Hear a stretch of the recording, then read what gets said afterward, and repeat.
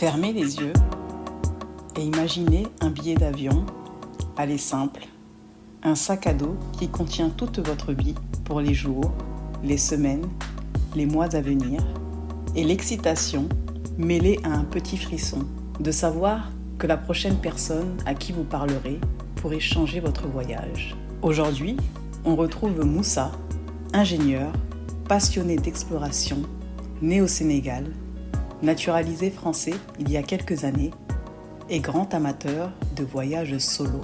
Dans cet épisode, il nous emmène en Amérique latine. C'est un continent où chaque frontière franchie est une nouvelle carte postale vivante. Entre glaciers étincelants, forêts tropicales, villages colorés et ces interminables trajets en bus qui deviennent eux-mêmes des voyages dans le voyage. Bienvenue dans Voix d'inconnu, le podcast qui donne la parole à celles et ceux qu'on ne voit pas toujours, mais qui ont des histoires à nous faire voyager. Alors attachez vos ceintures et soyez prêts à décoller avec Moussa, un explorateur dans l'âme qui a traversé seul ces terres immenses. Entre émerveillement, rencontres imprévues et découvertes de soi, il nous raconte ce que l'on apprend vraiment quand on se perd volontairement au bout du monde. Bonjour Moussa. Bonjour Mariam. Qu'est-ce qui t'a donné envie de partir seul si loin de chez toi? En fait, depuis tout petit, j'ai toujours été curieux du monde qui m'entoure. J'avais la map monde avec laquelle je jouais quand j'étais petit et je connaissais les capitales des pays par cœur, les océans, les lacs et j'ai toujours voulu partir loin. Les histoires des explorateurs, Vasco da Gama, Magellan et plein d'autres en fait, Zengé.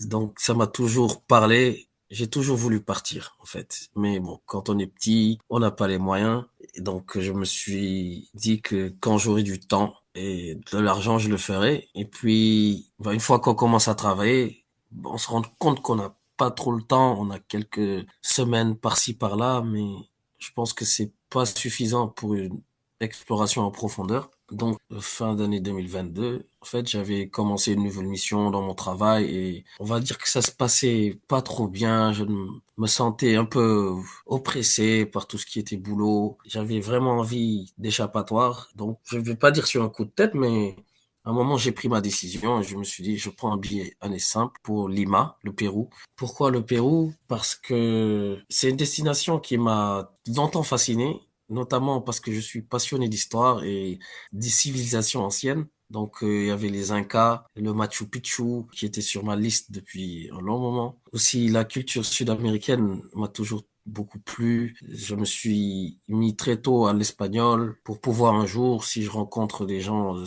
cette partie du monde, pouvoir converser avec eux. Le Pérou semblait le choix idéal. Donc, j'ai pris un billet aller simple pour Lima, avec l'optique de rester plusieurs mois quand même dans le continent sud-américain. Je suis parti, c'était en décembre 2022, et je suis arrivé, et quand je suis arrivé, c'était très drôle parce qu'il y avait un coup d'État politique où le président, il avait été renversé et il y avait une présidente qui s'était installée, Dina Boluarte. Du coup, la situation du pays était, on va dire, un peu tendue. Mais après, dans l'ensemble, je ne l'ai pas trop senti. Ça n'a pas affecté mon voyage. Mais le Machu Picchu était fermé. Donc, du coup, l'une des raisons pour laquelle je suis parti visiter le Machu Picchu, je n'ai pas pu accomplir ce rêve, mais je n'en garde aucun regret. Tu comptes y retourner pour ça? Oui, j'y pense quand même. Après, comme j'ai envie d'explorer le plus de pays possible, ou de contrées ou de régions possibles, il y a toujours cette hésitation entre revenir sur un endroit qu'on a beaucoup apprécié ou continuer jusqu'à avoir fait tout le tour du monde et puis revenir. Mais bon, c'est jamais si on aura vraiment le temps ou à quel moment on pourra le faire, mais j'aimerais beaucoup retourner. Oui. Comment as-tu choisi les pays à visiter? Est-ce que tu avais une feuille de route ou tu t'es laissé guider par les rencontres? Je m'étais élaboré une petite feuille de route en fonction des endroits à voir que je voulais. En général, c'est souvent des endroits naturels ou historiques. Donc, soit c'est des endroits historiques comme le Machu Picchu ou des civilisations prospérées par le passé, des monuments comme le Christ Rédempteur à Rio, des glaciers. Souvent, c'est des paysages naturels, des glaciers de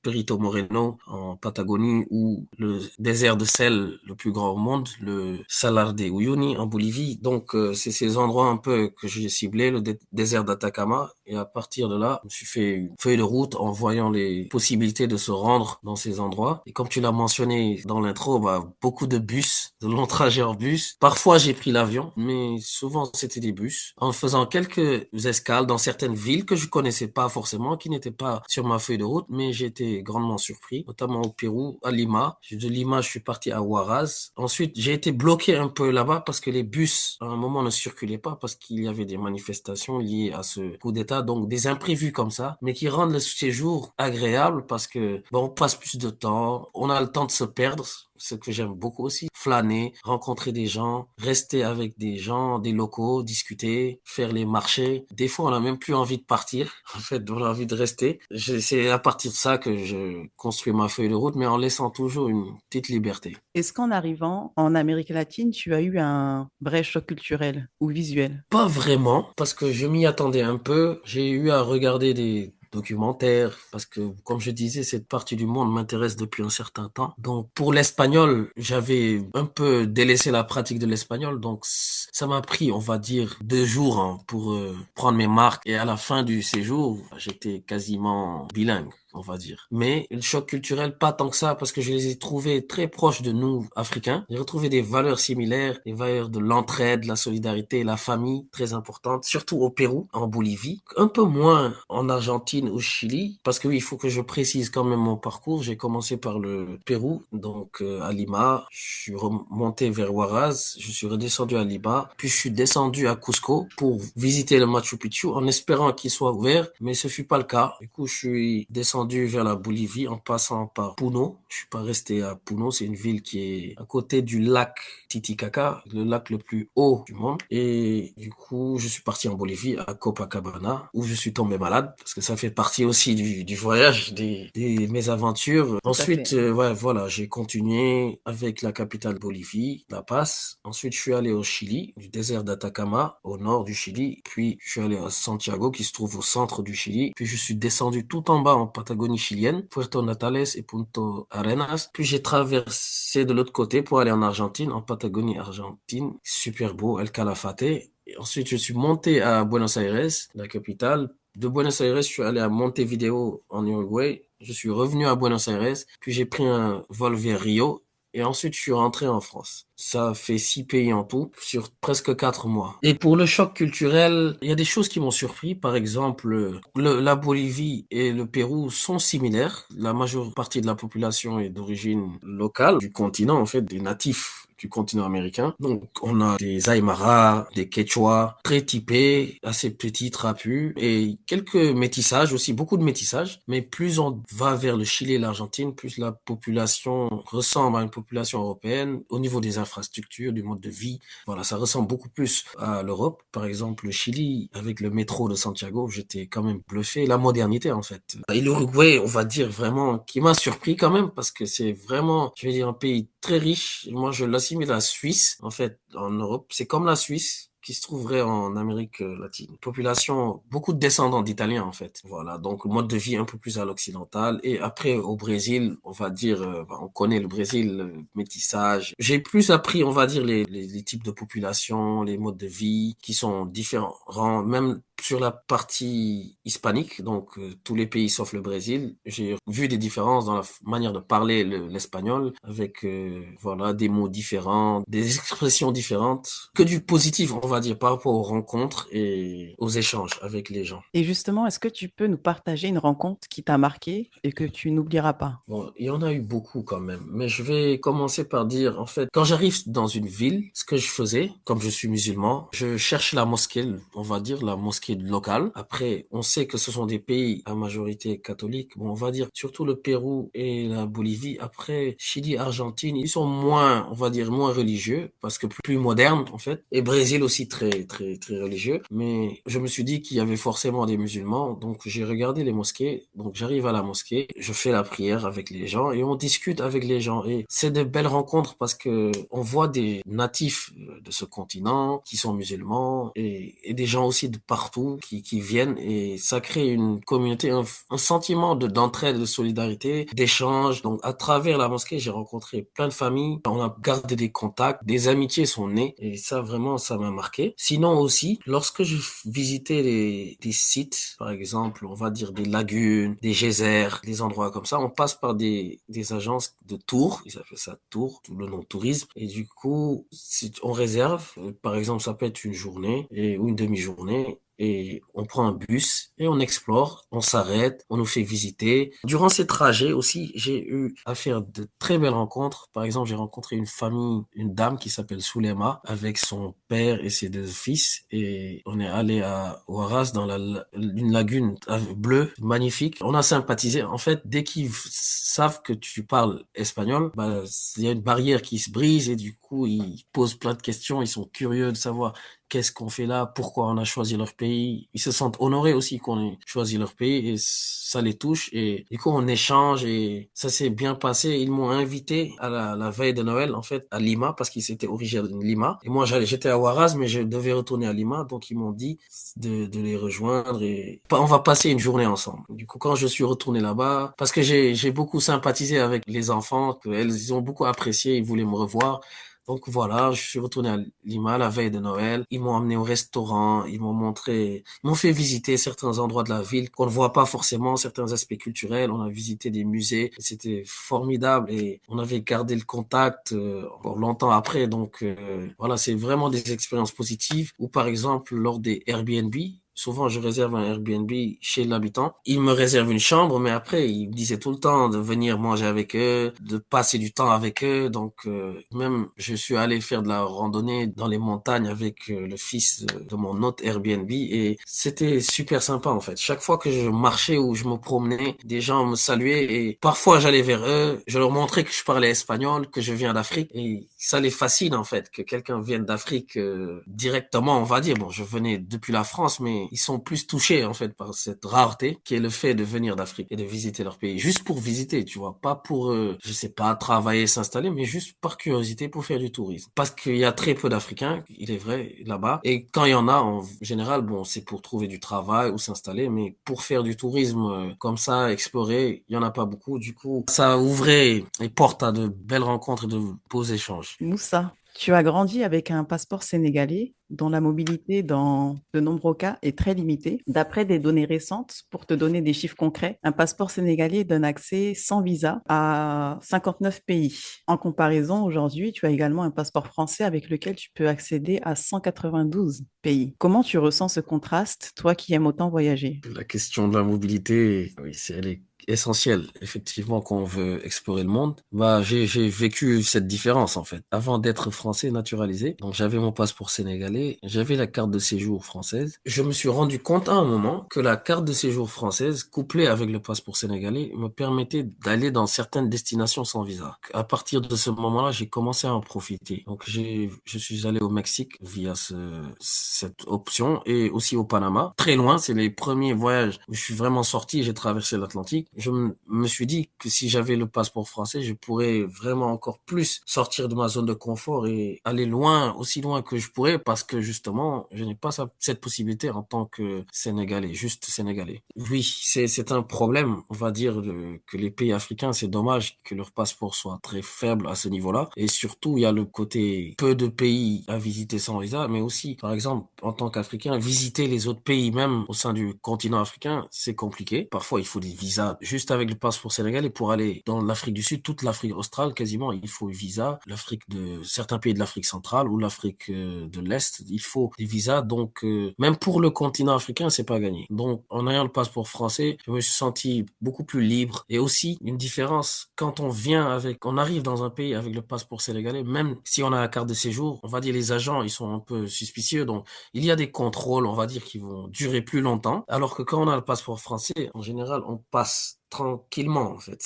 C'est vraiment une garantie qui change la vie. Oui, j'imagine que ça influence aussi la manière dont tu es perçu à l'étranger, hein, que ce soit au Oui, niveau de l'aéroport, la douane, et puis même pour les gens sur place. c'est vrai. Bah, parce que ensuite, ce que je n'ai pas dit, c'est que je suis parti en Amérique latine pendant la Coupe du Monde 2022. Et on sait le parcours qu'a fait la France et on sait que la France, dans l'équipe de France, il y a beaucoup de gens d'origine africaine et donc ça ne choque pas, en fait, de me voir avec mon passeport français. Et souvent, les gens me demande même si je suis footballeur en France. Pour la petite anecdote, ça me faisait souvent marrer.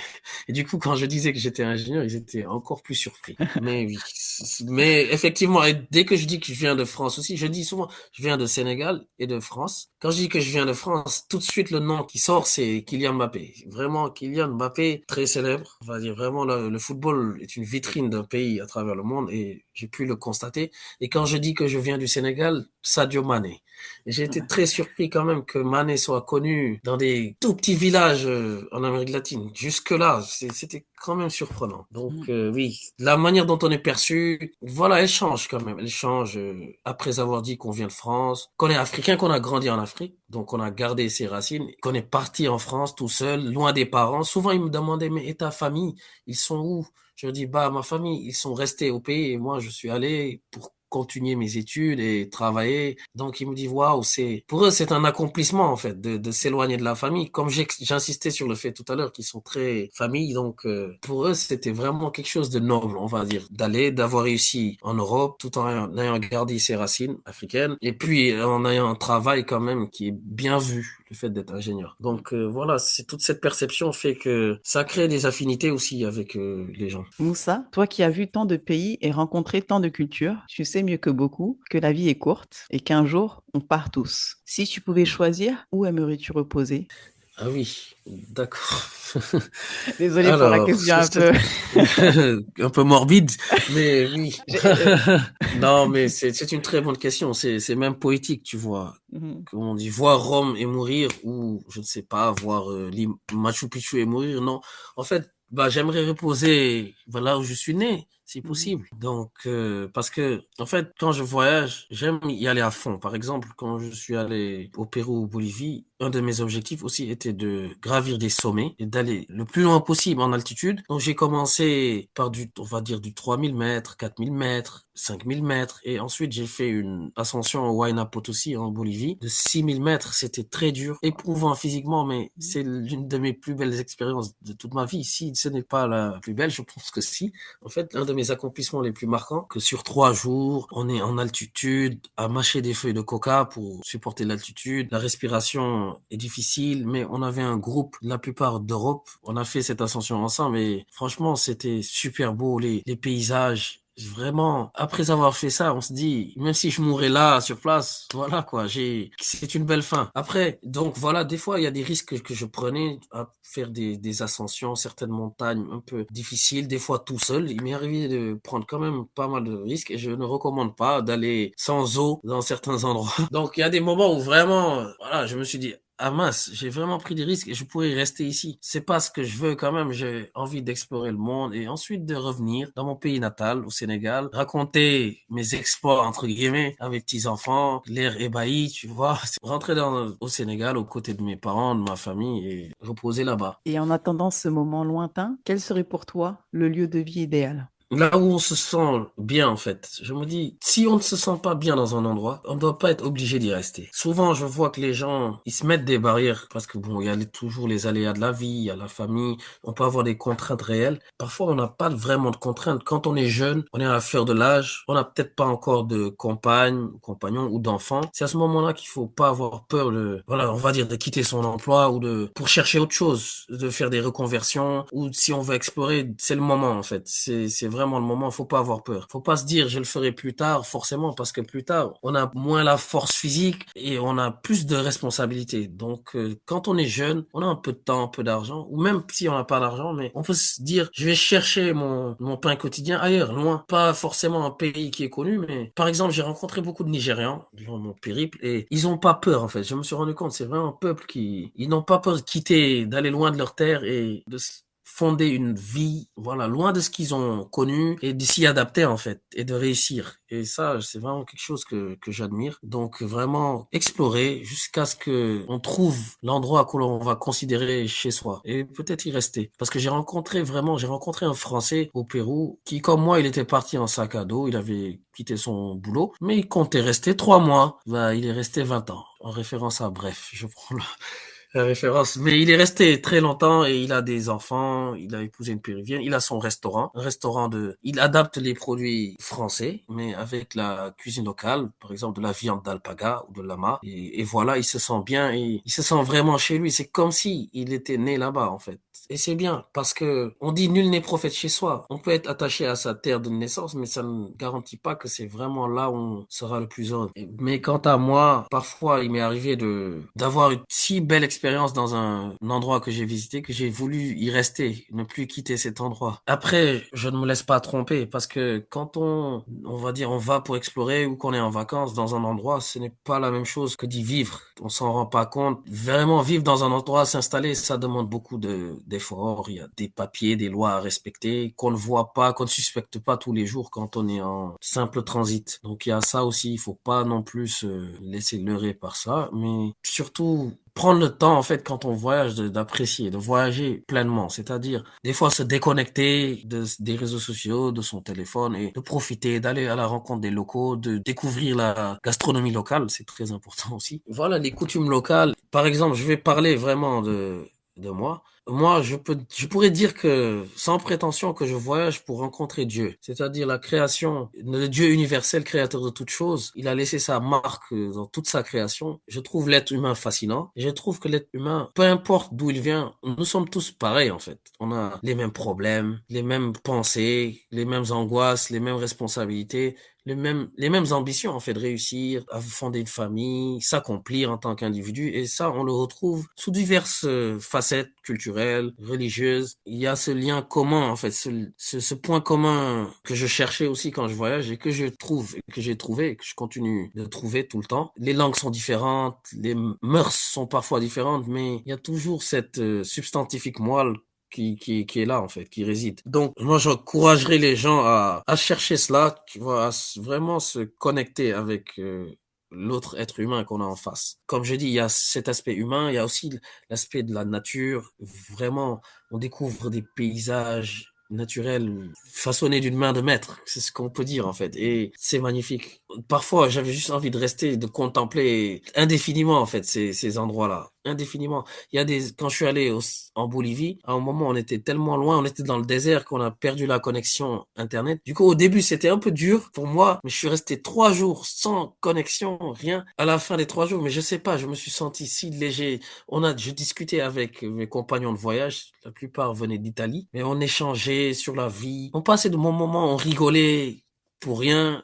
En fait, il n'y avait pas ce monde, on va dire, numérique qui nous parasitait. Et franchement, c'était magnifique. C'était magnifique. Une déconnexion comme ça, j'en rêve, en fait. Parfois, j'en rêve. Me retrouver au milieu du désert ou sur une montagne, tout seul, loin de tout, pendant quelques temps. Donc, je pourrais dire que c'est pour ça, toutes ces raisons que je voyage aussi. Au-delà de ma passion pour l'histoire, la géographie, l'anthropologie, c'est-à-dire la sociologie, toutes ces sciences, en fait, humaines. Et la nature. Il y a aussi l'aspect de chercher le divin, en fait, parce que l'homme, il est toujours en quête de recherche de soi. Qu'est-ce qu'on fait sur cette terre? Pourquoi on est là? Est-ce que cette vie a du sens? Et en voyageant, en sortant du carré pendant ces voyages, en sortant du cadre, on se rapproche plus de la réponse, en fait. On se rapproche de cette réponse, de ces réponses existentielles. Donc, je me souhaite à moi-même de pouvoir continuer à explorer le monde encore longtemps. C'est vrai que c'est rare d'entendre ce genre de discours-là et moi, c'est quelque chose qui me parle particulièrement parce que j'ai aussi beaucoup voyagé et c'est vrai que avec le temps, le tourisme m'intéresse de moins en moins et c'est vraiment ce rapport aux gens, c'est les rencontres que je peux faire qui me motivent à voyager et aussi comme tu dis, cette quête de soi, cette quête de se rapprocher de ce qui nous dépasse. C'est vraiment quelque chose qui me parle. Donc, je suis contente que tu puisses poser des mots aujourd'hui par rapport à tout ça. Et bah, je t'encourage et je te souhaite encore beaucoup d'exploration à travers plein d'endroits. Merci. Donc, bah, Moussa, merci beaucoup pour ta générosité et pour nous avoir fait voyager à travers tes mots. On a découvert des paysages, des rencontres, mais aussi des regards sur le monde qu'on n'entend pas tous les jours. J'espère que ce n'est pas la dernière fois qu'on t'entend ici, parce qu'on sait que tes valises sont encore prêtes pour d'autres aventures et qu'on a encore beaucoup d'histoires à partager. Avant de se quitter, pour donner envie aux gens d'écouter ce podcast, qu'est-ce que tu aurais envie de dire? Déjà, je tiens à te remercier parce que tu es quand même une source d'inspiration pour moi. Quand je t'ai rencontré, tu avais fait déjà pas mal de pays et surtout, moi, je suis attiré par, on va dire, souvent on m'a dit, mais tu vas tout le temps dans des pays étranges ou trop lointains. Et j'ai vu que tu avais déjà fait des pays quand même, on va dire, peu communs. Et ça m'inspire. Ça veut dire que t'as pas peur de sortir de ta zone de confort et de tomber dans l'inconnu. Et en général, je pense que c'est là où on a les meilleures expériences. Sinon, pour donner envie d'écouter ce podcast, j'ai envie de dire aux gens de suivre Mariam sur les réseaux sociaux, mais Mariam n'est pas trop sur les réseaux sociaux. Ça Et viendra peut-être un jour. voilà.